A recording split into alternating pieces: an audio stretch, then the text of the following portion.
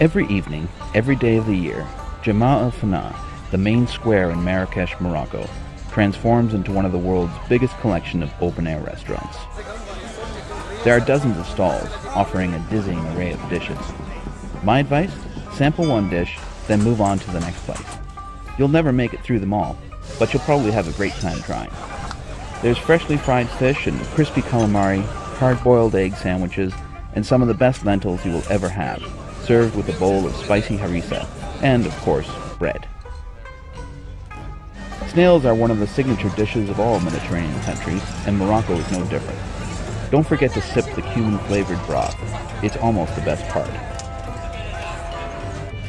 Moroccans use bread as a utensil, but most stalls will give you a fork if you ask for one. Either way, stewed lamb for less than $2 a plate is not to be missed. For the adventurous, there's lamb's head, or just brains if you're suddenly feeling a little full. Djemaa El-Fna Square offers the tourist a lot to see, from snake charmers to musicians to storytellers to henna tattoo artists, and much, much more. But it really comes alive after the daily transition from open square to packed outdoor food hall. It's almost as much of a feast for the eyes as it is for the stomach.